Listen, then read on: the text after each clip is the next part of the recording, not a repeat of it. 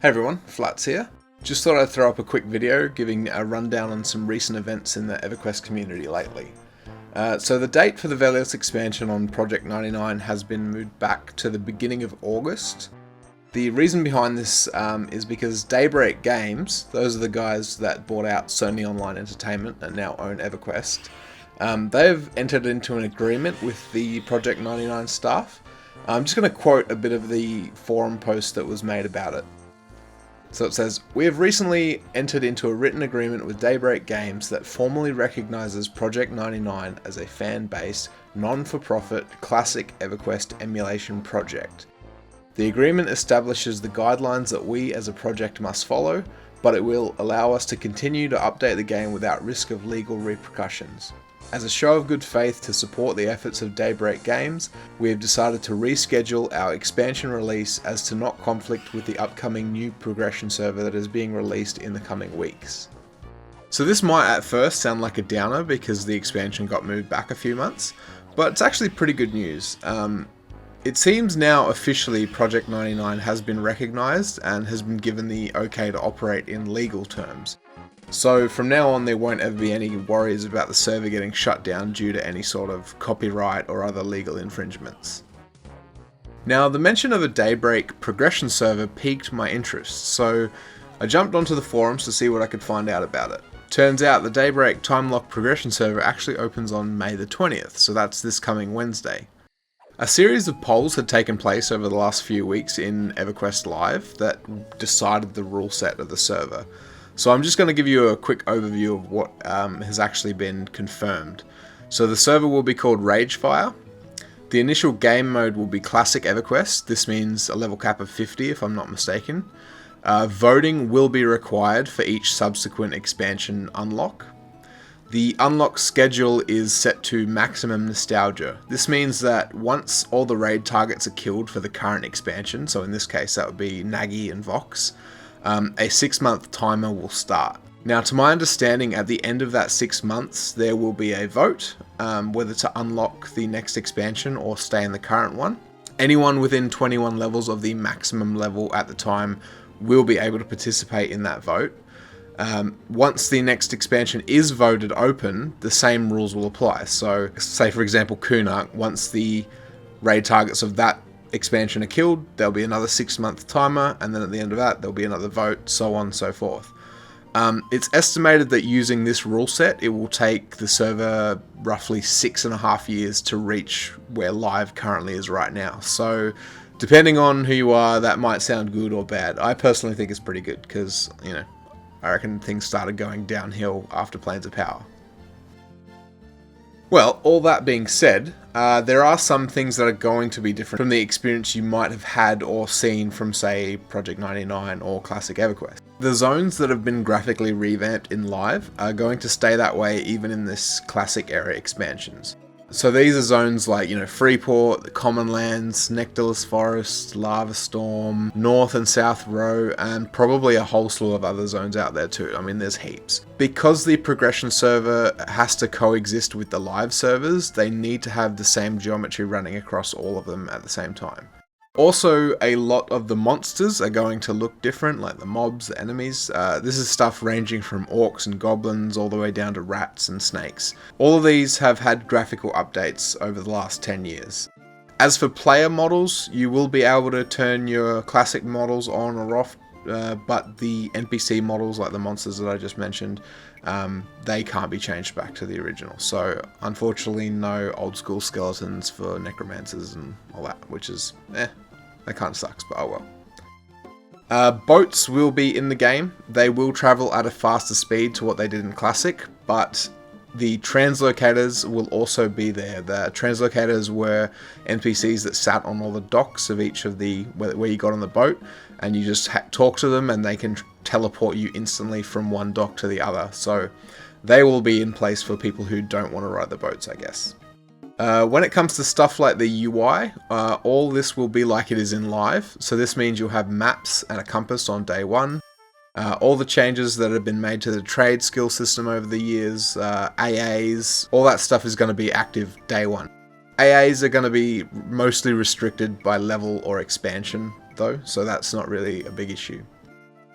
Stuff like the Bazaar and Armor Dying and Mercenaries, all that stuff is going to be unlocked when their appropriate expansions are unlocked. Races and classes, so it's the same thing. Ixars are going to unlock with Kunark, Beast Lords and Vashir, unlock with Lucilan, Froglocks with Legacy of Yakesha, so on and so forth. It does seem, however, that the newer race class combinations like the Halfling Rangers, the Gnome Shadow Knights, those kind of things that weren't classic, it looks from the beta that those might be doable on day one, but don't quote me on that, I could be wrong. XP rates have been modified, so experience gains are going to be roughly twice what they were originally in Classic EverQuest. This is significantly less than what XP is currently on live, but compared to like Project 99, it's going to be much faster. For a rough example, on the beta, I leveled a Necromancer from 1 to 10 in about a day, whereas if I were to try to do that on Project 99, it would probably take me like a week or so. There will be no hell levels, there will be no racial or class XP penalties. When you die, you will still lose XP, however it seems that you respawn and you have all your gear and stuff on you, which means no more corpse runs, I guess. Coins no longer have weight, so basically monks don't have to worry about running around like penniless hobos. There are no restrictions to IPs, so this means you can dual box, triple box, you can probably 10 box if you really want. If you want to be one of those guys that runs around with 10 mages, go for gold. Also, the in-game store will be available, so you can buy things like cosmetic items, XP boost potions, bags. As the new expansions unlock, the better bags will become available through the store. The idea is they don't want you to be able to buy, like 20 slot, 100% reduction weight bags from day one, because they want to keep the items that are in the expansion relevant to those expansions. Spell levels will be structured like they are in Live as opposed to how they were in Classic, meaning that instead of a caster class getting a whole bunch of new spells every 4 or 5 levels, they are spread across to be more frequent throughout your levels. To accommodate the expected huge influx of players, several of the starter zones will start instancing themselves off as the population increases in each zone. What I mean by this is if there are, say, 20 people running around in Queenos and then another 10 people log in, those new 10 will get sent to a separate instance of the zone where they will have their own bunch of monsters and stuff to fight over. These are obviously just example numbers. I don't know the exact figures before a new instance is formed. The instancing method is only going to be used in zones from levels 1 to 15. Past that, there should be enough variety of zones to hopefully hold the player base without having to require separate instances. So we're just talking, all your newbie areas pretty much. That's pretty much it though, just a quick overview of kind of what to expect. If you want to look more into it, just hit up the Daybreak forums, look for the time lock progression thread. There's a ton of super in-depth information about it over there. There's also currently a beta running for the server right now. So this is actually what you've been watching, obviously. Any level of Daybreak account can play on the beta as it is. This means you don't need a subscription. However, once the server goes live on Wednesday, in order to play you will need to have a full access active account, whatever it's called, which means you have to pay a subscription. The game itself, however, is free nowadays, so making an initial account is easy.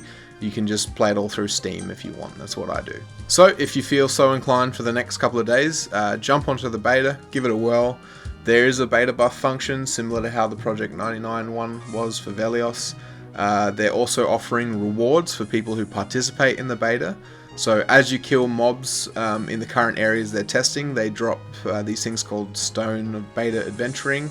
So you right click them, they consume, and I guess they get added to an overall account tally. There is no official word on how many stones you need in order to qualify for the reward, or what the reward is even going to be. I've heard speculation that it's just going to be some backpacks or something like that, and you'll need 100 or 200, or like 100 to get the first backpack and then 200 to get the second one, so on and so forth. But again, I'm not sure that I haven't confirmed that.